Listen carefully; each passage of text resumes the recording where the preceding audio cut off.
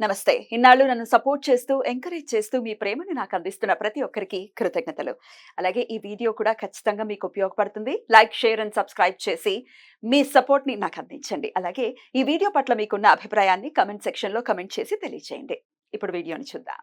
నమస్తే. Welcome to our channel. నేను పద్మిని. ప్రస్తుతం పాటు ప్రముఖ ఆధ్యాత్మికవేత్త, ఆస్ట్రోన్యూమరాలజిస్ట్, వేదిక్ వాస్తు స్పెషలిస్ట్, శ్రీ విద్య మరియు హనుమత్ ఉపాసకులు బ్రహ్మశ్రీ డాక్టర్ సిస్లా జయశంకర్ గారు మనతో పాటు ఉన్నారు. మాట్లాడదాం. సార్ నమస్తే సార్. ఆయుష్మతి భవ. ఎలా ఉన్నారు సార్? సూపర్ అండి, బాగున్నాం సార్. గవర్నమెంట్ ఉద్యోగానికి సంబంధించి లేకపోతే గవర్నమెంట్ సెక్టార్ కి సంబంధించి అసలు చాలా ఇబ్బందులు ఫేస్ చేసే వాళ్ళు ఉంటారు. దీంట్లో రకరకాల కోణాలు ఉన్నాయి.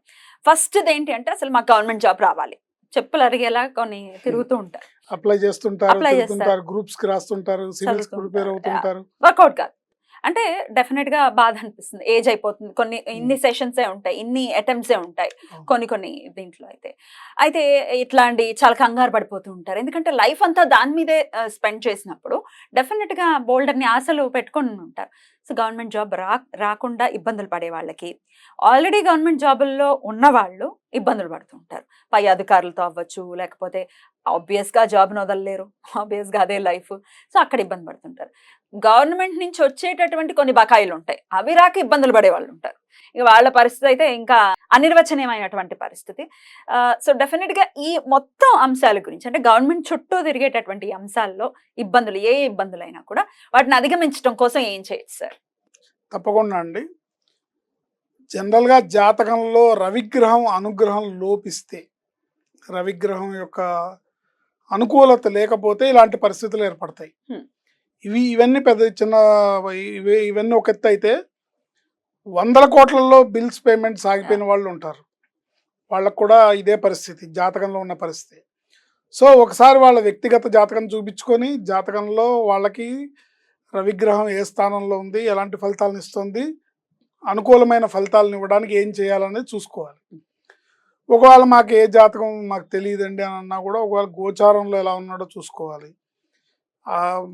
ఇవన్నీ కూడా చూసుకుని మాకు ఇది లేదండి అని అంటే కనుక వాళ్ళు ఈ పరిహారం చేయొచ్చు. అండ్ జాతకం చూసుకున్న వాళ్ళు కూడా ఈ పరిహారం చేయొచ్చు. కానీ జాతకం చూసుకుంటే కరెక్ట్ డ్రగ్ దొరుకుతుంది, లేకపోతే ఈ పరిహారం చేసుకోవచ్చు, పని చేస్తుంది, చేసిన వాళ్ళు ఉన్నారు. అంటే ఇప్పుడు date of birth, time of birth లేదు అంటే మేము మట్టుకు ఏం చేస్తాం? అలాంటి వాళ్ళు ఈ పరిహారం చేసి సక్సెస్ అయిన వాళ్ళు చాలా మంది ఉన్నారు. సో అట్లా ఈ పరిహారం చేయడం ద్వారా స్వామి అనుగ్రహంతో తప్పకుండా వాళ్ళకు ఉద్యోగమైనా, ఉద్యోగంలో ఆటంకమైన, ఇప్పుడు కొంతమంది ఉంటారు రాజకీయ ప్రలోభాలకి, పై అధికారుల ప్రలోభాలకి వీళ్ళు ఇరుక్కొని ఫైనల్గా వీళ్ళు సఫర్ అవుతుంటారు. గత గవర్నమెంట్లో ఐఏఎస్ ఆఫీసర్ శ్రీలక్ష్మి గారు లాంటి వాళ్ళు చాలా మంది ఉంటారు, చాలా ఇబ్బంది పడతారు. సో నిజంగా వాళ్ళు తప్పు చేశారా లేదా పక్కన పెడితే అనేక రకాల కారణాలు, కానీ సఫరింగ్ అయితే వీళ్ళే. ఇలాంటి పరిస్థితిని అధిగమించాలంటే బ్రహ్మాండమైన పరిహారం ఏంటంటే, మీ ఊళ్ళో మీ ఇంటి దగ్గర ఏదైనా శివాలయంలో రావి చెట్టు ఉన్న శివాలయాన్ని ఎంచుకోవాలి. ఓకే, రావి చెట్టు ఉన్న శివాలయం ఉంటూ ఉంటాయి కదా, సర్వసాధారణంగా ఉంటాయి. ఒకవేళ లేకపోతే ఉన్న గుడికి వెళ్ళండి. ఉన్న గుడికి వెళ్ళండి. ఓకే, ఉన్న గుడికి వెళ్ళాలి. కొంచెం పురాతనమైంది అయి ఉండాలా? అంటే చిన్న చిన్న చెట్లు మలిచింది కూడా చేసేస్తారు, పెద్ద చెట్టు, వృక్షం అయి మొక్క కాదు, వృక్షం. రావి వృక్షం ఉండాలి అక్కడ. ఎన్నేళ్ళు అనేది కాదు, వృక్షం ఉండాలి. ఆ వృక్షం చుట్టూ 21 ప్రదక్షిణాలు మీ సమస్యని చెప్పుకుంటూ, సో రావి చెట్టుని మనస్ఫూర్తిగా ప్రార్థిస్తూ మీ సమస్య ఏది అనేది ఏంటి అనేది ఒక మనిషికో, ఒక పెద్ద మనిషికో, ఒక గురువుకో ఎలా చెప్తారో అంత ఓపెన్గా మీరు ఆ వృక్షం దగ్గర మీ మనసు విప్పి, నాకు ఈ సమస్య తీరాలి, నువ్వే మార్గం చూపించాలి అనే 21 ప్రదక్షిణాలు గట్టిగా మీ సంకల్పాన్ని బలంగా చెబుతూ 21 ప్రదక్షిణాలు చేయాలి. చేసి దాన్ని 21 ప్రదక్షిణాలు అయిపోయిన తర్వాత ఆ సమస్యను ఒక పేపర్ మీద రాయాలి. ఓకే, పేపర్ మీద రాసి ఉద్యోగం రావట్లేదు రావట్లేదని నెగిటివ్ కాదు, నాకు ఉద్యోగం రావాలి రావాలి లేకపోతే వచ్చింది, ఉద్యోగం రావాలి వచ్చింది, వచ్చింది. నీ అనుగ్రహంతో వచ్చింది, నీ అనుగ్రహంతో నేను ఉద్యోగాన్ని సాధించాను, నీ అనుగ్రహంతో నాకు రావాల్సిన 20 కోట్ల బిల్లు మంజూరైంది, నీ అనుగ్రహంతో నా మీద పడ్డ సస్పెన్షన్ తొలగిపోయింది, నీ అనుగ్రహంతో నా మీద పడ్డ అపవాదు తొలగిపోయింది, నీ అనుగ్రహంతో నాకు వచ్చిన ఉద్యోగంలో వచ్చిన ఇబ్బంది ఏదైతే సస్పెన్షన్ ఉందో అది తొలగిపోయి తిరిగి నేను విధుల్లో జాయిన్ అయ్యాను. ఇలా పాజిటివ్గా మీరు పేపర్ మీద రాసి శివాలయం చుట్టూ 21 ప్రదక్షిణాలు చేయాలి. సేమ్ ఇది అయిపోయిన వెంటనే శివాలయంలో కూడా ఎట్లా చేయాలి ప్రదక్షిణాలు? శివాలయానికి సపరేట్ ధ్వజస్తంభం ఉంటుంది. సపోజ్ పక్కన అమ్మవారి గుడి ఉంటుంది, అమ్మవారికి సపరేట్ ధ్వజస్తంభం ఉంటుంది.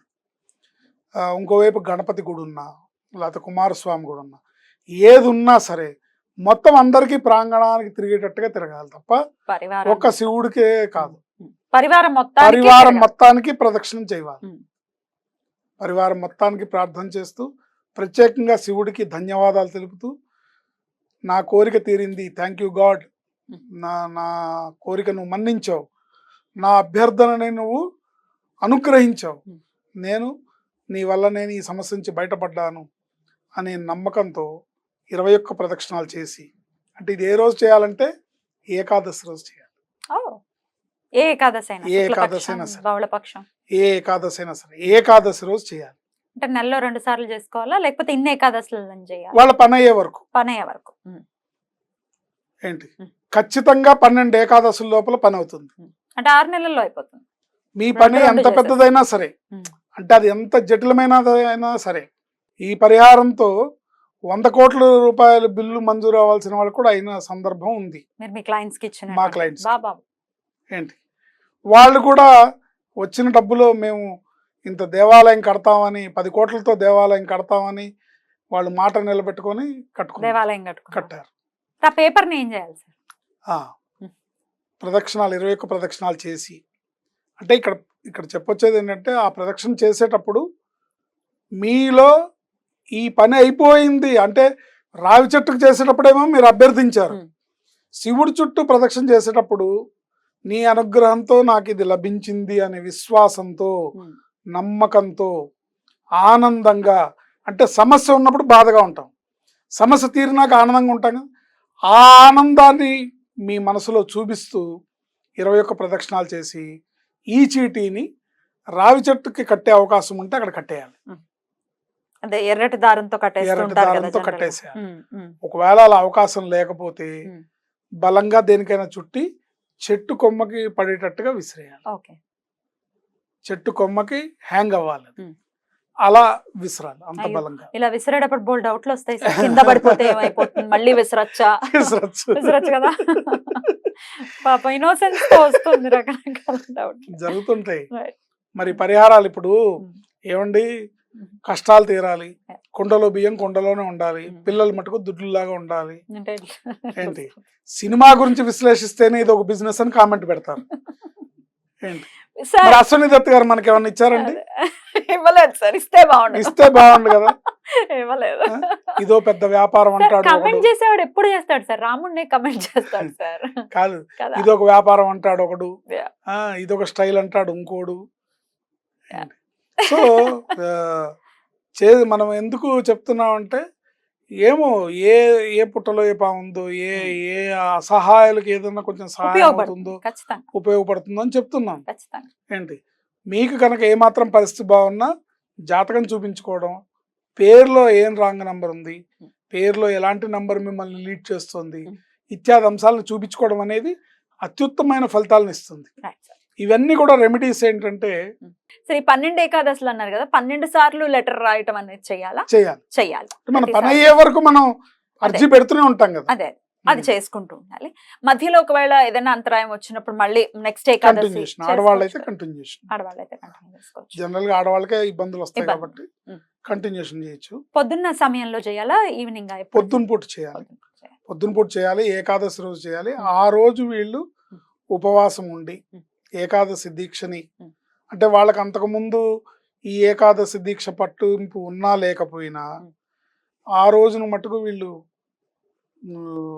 ఈ దీక్షతో ఉండి వీలుంటే పూర్తిగా ఉపవాసం ఉండి, లేదు ఆరోగ్య కారణాల చేత మేము తినకుండా ఉండలేమంటే గోధుమ నూకతో చేసిన పదార్థాన్ని ఉప్మాగానో ఏదన్నా చేసుకొని తినొచ్చు. రైట్ ఇట్లా గోధుమోపహరణం అంటారు. రైట్ అదే భగవంతుడికి నివేదించాలి, అదే వీళ్ళు తినాలి. రైట్ అద్భుతం సార్. డెఫినెట్ గా ఇట్లా ఈ పరిహారం చేసుకుని ఖచ్చితంగా గవర్నమెంట్ రిలేటెడ్ ఇష్యూస్ ఉన్నా లేకపోతే గవర్నమెంట్ జాబ్ రావాలి, చాలా మంది అడుగుతుంటారు గవర్నమెంట్ జాబ్కి ఏం చేయాలి. చాలా సార్లు చూసాను ఈ కమెంట్ నేను.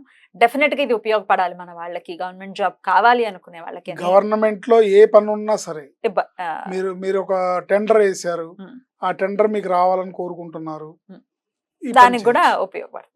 అద్భుతం సార్, చాలా చక్కటి రెమెడీని ఖచ్చితంగా చెప్పారు. డెఫినెట్ గా ఇది మన వాళ్ళందరికీ ఉపయోగపడాలని మనస్ఫూర్తిగా కోరుకుంటూ కృతజ్ఞతలు సార్. నమస్తే. ఆయుష్మతి భవ.